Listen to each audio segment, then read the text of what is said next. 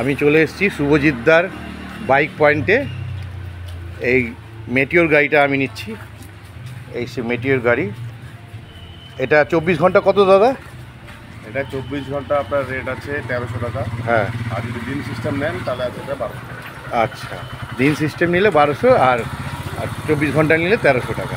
আচ্ছা, একটাই কোশ্চেন, মানে সব জায়গাতে ওই কোশ্চেনটা হয় যে ডিপোজিট মানি যেটা রাখা হয়, এবার গাড়ি বলছে গাড়ি ফেরত দেওয়ার সময় ছলে বলে কৌশলে নাকি ওই ডিপোজিট মানি থেকে বলে দেয় যে এটা খারাপ ওটা খারাপ। যদি গাড়ির ক্লাস প্লেটটা খারাপ হয়ে যায় তাহলে কিন্তু কাস্টমারকে বিয়ার করতে লাগবে, অথবা যদি গাড়ি কোনো রকম ড্যামেজ করে হ্যাঁ, সেটা কিন্তু কাস্টমারকেই বিয়ার করতে লাগবে। কিন্তু অনেকে কাস্টমার দেখেছি সব বাইক পয়েন্ট থেকে, একটা না, না, এটা একটাই বলে দিই ক্লাস প্লেটের দাম আছে 5000 টাকার কাছাকাছি। আচ্ছা, তো কেউ যদি একদিনের নেয় আর 5000 টাকা খারাপ করে আসে সেক্ষেত্রে তো ওটা কম্প্রোমাইজ কোনো মতেই করা যায় না। আচ্ছা, সেই কারণেই আচ্ছা, ছোটোখাটো আঁচড় ফাঁচড় লাগলে, ছোটোখাটো নর্মাল মিনিমাম স্ক্র্যাচ লাগলে কোনো ব্যাপার না, কিন্তু ব্রেন ড্যামেজ করে নিয়ে আসলে কিন্তু লাগবে।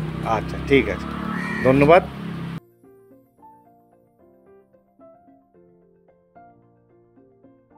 অনেক দিনের ইচ্ছা আজ পূরণ হতে চলেছে। আমি নর্থ বেঙ্গল যাচ্ছি এই সেবকের রাস্তাটা ধরে। সেবকের রাস্তাটা খুবই সুন্দর দেখেছিলাম, তাই আমি ঠিক করলাম সেবকের রাস্তা ধরেই বাইক নিয়ে বেরিয়ে যাব। রাস্তাটা খুবই ভালো, দু একটা গাড়ি তো চলছিল। আমার গন্তব্য শিটং। এবার মাঝপথে নামলাম, খিদে পেয়ে গেছিল। এক প্লেট মোমো 50 টাকা, ভেজ মোমো। মানে এরকম একটা নির্জন জায়গাটা একবার দেখে নিন, কিচ্ছু নেই। এখানে একটাই দোকান রয়েছে।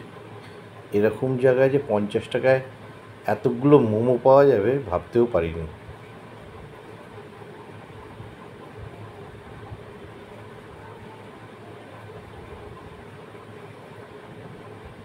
মোমোটা খুবই সুস্বাদু ছিল।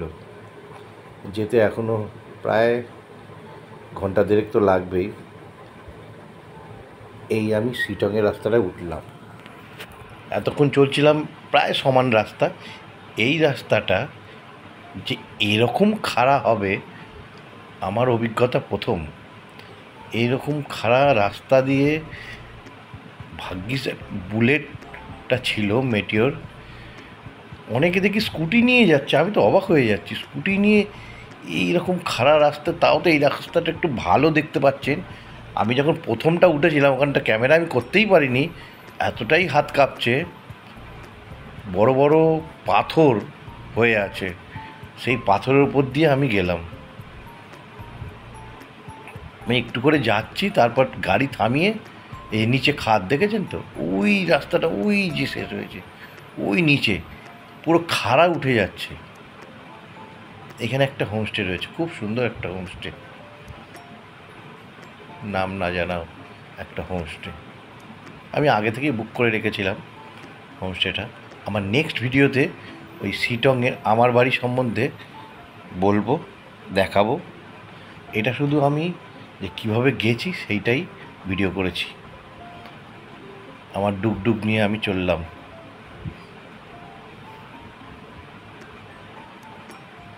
এখান দিয়ে যাওয়ার একটা ফিলিংসই আলাদা, ভাবতেও পারছি না। আমি যখন নেমেছি অন্য রাস্তা, একবার এই ভিউটা দেখুন।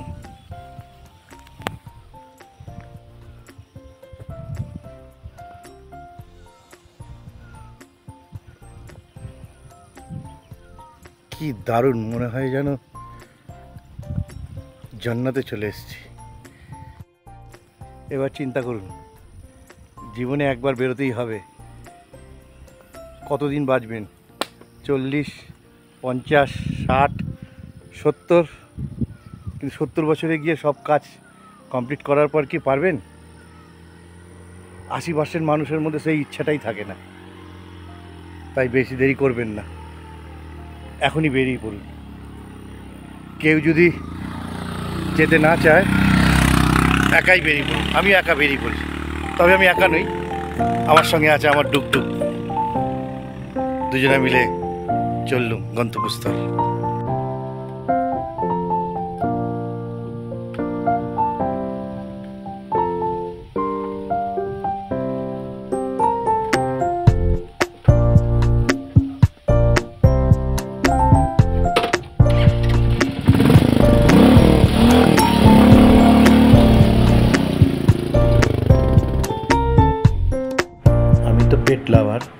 রাস্তায় কুকুর বিড়াল দেখলেই নেমে যাই। এখানে সুন্দর দুটো কুকুর আমাকে দেখেই চলে আসলো, ওরা ঠিক বুঝতে পারে কারা ওদের ভালোবাসে। ওই আরেকজন, এই আমি চলে এসেছি, এখানেই আমার গন্তব্যস্থল।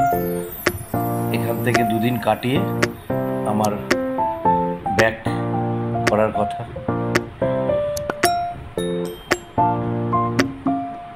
আমি যখন নামলাম সেই ভিডিওটা আমি দেখাচ্ছি আপনাদের।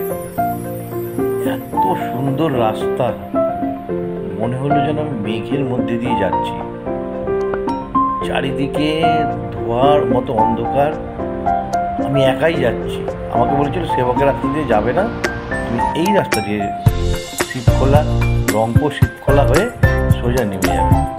আমি তাই করেছি। আর যখন যাচ্ছিলাম মনে হচ্ছে আমি একা, আর কেউ নেই।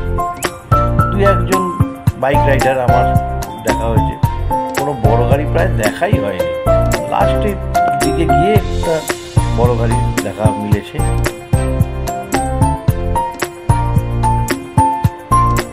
আরো সুন্দর রাস্তা,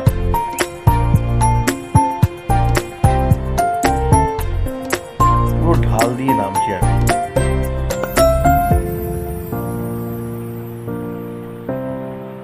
আর একটা কথা বলে রাখি, এই ঢাল দিয়ে নামার সময় কিন্তু স্পিড বেড়ে যায়। সব সময় ব্রেকটা, দুটো ব্রেক সজাগ থাকবেন, হাতের ব্রেক, পায়ের ব্রেক, দুটো ব্রেক চিপেই রাখবেন। ক্লাচ চেপার দরকার নেই, শুধু ব্রেক। কোনো সময় জোরে করবেন না, জোরে করলে মানে অবধারিতভাবে আপনার দুর্ঘটনা ঘটে যেতে পারে। তাই বলবো, সব সময় বাইক চালানোর সময় এইটা মনে রাখবেন, হাতের ব্রেক আর পায়ের ব্রেক, আর দুটো একসঙ্গে টিপবেন। একটা খবরদার টিপবেন না, একটা টিপলে আবার দুর্ঘটনা ঘটবে, স্লিপ কাটবে। সব সময় দুটো একসঙ্গে। এইখানে একটু নামলাম,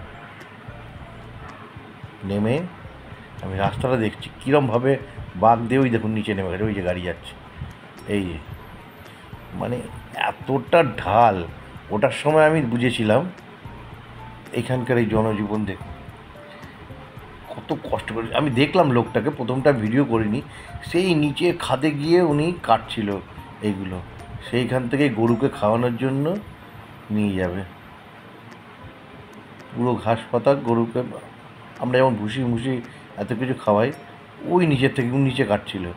এরা শুধু ঘাস পাতাই খাওয়ায়। তাই এখানে দুধের দাম খুবই কম, 20 টাকা লিটার, 25 টাকা লিটার দুধের দাম। এবার এই রাস্তাটা দেখুন, এই হোমস্টে, আমি এই হোমস্টেটা পুরোটাই দেখাবো আমার নেক্সট ভিডিওটা, আপনারা খেয়াল রাখবেন।